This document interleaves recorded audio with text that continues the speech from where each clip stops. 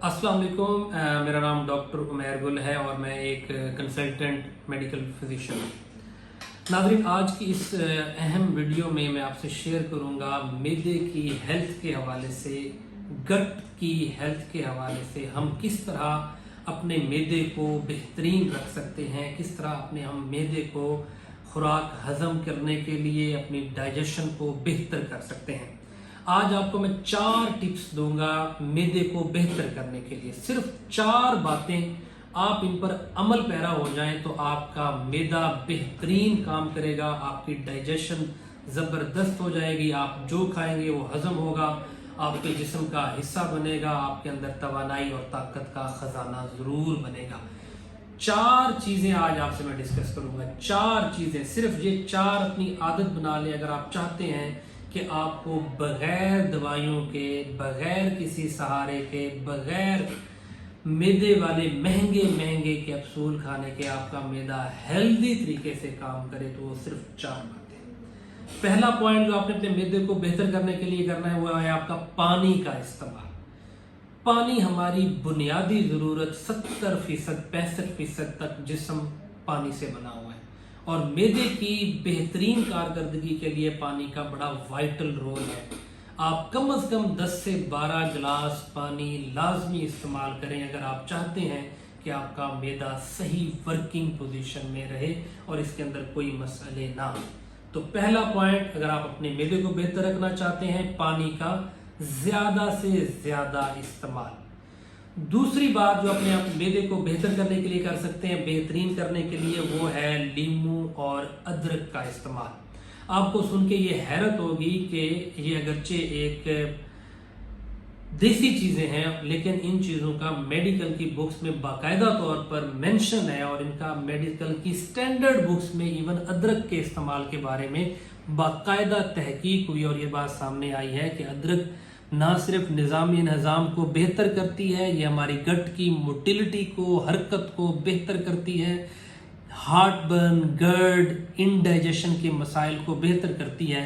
तो आप अगर अपने खाने में अदरक का इस्तेमाल या अदरक का कहवा और साथ में आप उसके ऐड कर लें आप लीमू, ये दोनों चीज़ें बेहतरीन एंटीऑक्सीडेंट हैं, जिस्म के अंदर ये वियर एंड टीयर को रोकती हैं, जिस्म के अंदर फ्री रेडिकल्स जो हमें एजिंग का बायस बनते हैं उनको रोकती हैं और हमारे निज़ाम को बड़ा ज़बरदस्त कर देती हैं।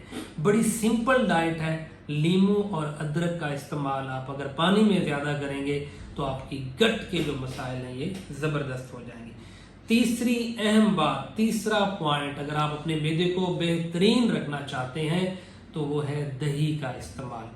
आपको ये सुन के हैरत होगी कि दही ज़बरदस्त प्रोबायोटिक, प्रीबायोटिक, सेहतमंद बैक्टीरिया जो हमारी अंतड़ियों में मौजूद हैं, ये उसका एक ज़बरदस्त सोर्स है। हमारी खुराक मुनहसर है हमारे मैदे के अंदर पड़े हुए हज़ारों लाखों बैक्टीरियाज के ऊपर और ये सारे सेहतमंद बैक्टीरिया दही के अंदर कुदरती तौर पर मौजूद है।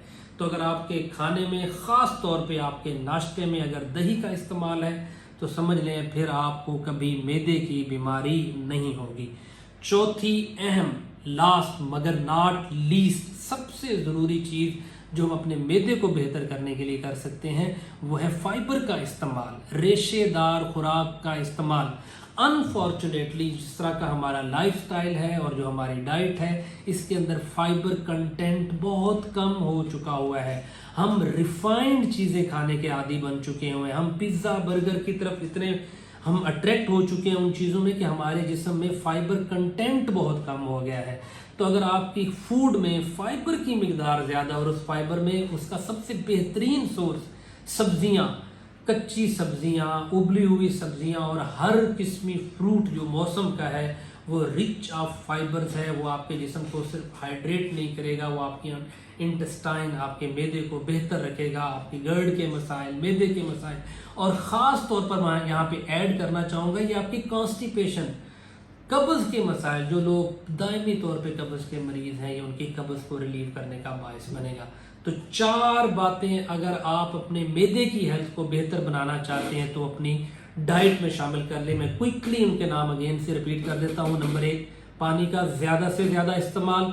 नंबर 2, لیمو اور ادرک کا زیادہ استعمال، نمبر 3 دہی کا استعمال، اور نمبر 4 فائبر سے بھرپور خوراک اگر آپ کی خوراک کا حصہ ہے تو سمجھ لیں پھر آپ کو کسی دوائی کی ضرورت نہیں ہے۔ دعاؤں میں یاد رکھیے گا۔ اللہ حافظ۔